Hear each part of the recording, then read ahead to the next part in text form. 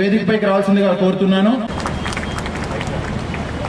ముందుకొచ్చిన వ్యక్తికి పార్కులు ఎత్తుంటే వాళ్ళకి ఏదో ఒకటి చేయాలని చిన్న తపన, అదొక మూర్ఖమైన తపన. ఎందుకంటే 25 ఏళ్ళు గవర్నమెంట్ ఫండింగ్ లేకపోయినా ఐ నెవర్ స్టాప్డ్, బికాస్ నాకు తెలుసు మీరందరూ ఉన్నారు నాతో పాటని.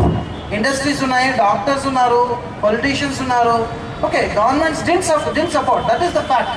వికలాంగుల పిల్లలకి పుట్టినప్పటి నుంచి ఆదిలోనే అంగవైకల్యం నివారించాలి అనే అంశం మీద we have been going. Tribal ఏరియాస్కి వెళ్ళాం.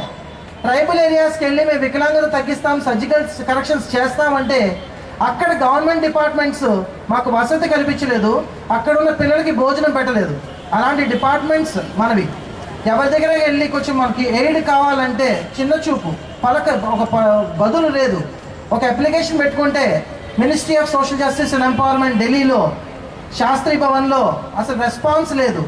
Disabled welfare department Vizag, no response. Appeal మన అప్లికేషన్ ఎక్కడుందో కూడా చెప్పరు. Everything is money. It is all just corruption, alcohol, bribes.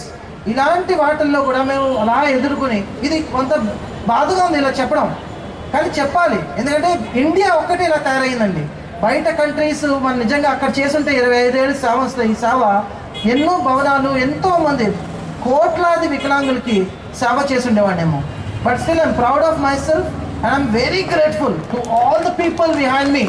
మీ అందరికీ మన మూర్తి గారు ఇవాళ ఒకటే మాట అన్నారు, బాబు మనకి నిధులు ఉన్నాయి. లాస్ట్ టైం ఈ టోల్ మీ నిధులు ఉన్నాయి, మీరు ఏం చేయాలో చెయ్యండి, we're with you. So I'm telling you sir, people like you are our engine. మేము ఒక కంపార్ట్మెంట్స్ లాంటి వాళ్ళం. ఇంజిన్ మాకు కావాలి, మీరందరూ మాకు కావాలి. ఆ కంపార్ట్మెంట్స్లో ట్రావెల్ చేసే వాళ్ళే మన బెనిఫిషరీస్. నా లాస్ట్ బ్లడ్ డ్రాప్ వరకు ఐ విల్ డూ. నన్ను యూజ్ చేసుకోవట్లా సమాజం, నన్ను యూజ్ చేసుకోవట్లా కరెక్ట్ సమాజం. సో ఎందుకు ఇంత ఇప్పుడు మన స్పెషల్లీ డిఫరెంట్లీ ఏబుల్డ్ పీపుల్ వాళ్ళ ఆర్టిస్టిక్ కెపాసిటీస్ ఏంటో ఒక్క 5 నిమిషాలు మేము మీకు చూపిస్తాం కావాల్స్తే. గ్రేట్, రావడమే చాలా గ్రేట్ చెప్తున్నాను.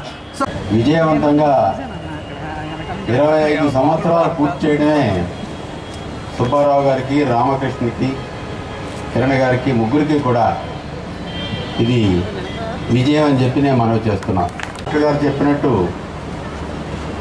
ఉంటుంటాయి అడ్డంకులు, ఉంటాయి అడ్డంకులు దాటుకుంటూ ముందుకు పోతూ ఉండాలి. 25 సంవత్సరాల కృషి చూసి తప్పకుండా కృషికి రాబోయే రోజుల్లో సహాయ సహకారాలు అందజేస్తారని కూడా ప్రభుత్వ పరంగా కూడా వస్తాయని చెప్పి కూడా మీ అందరికీ కూడా నేను మనవి చేస్తున్నాను.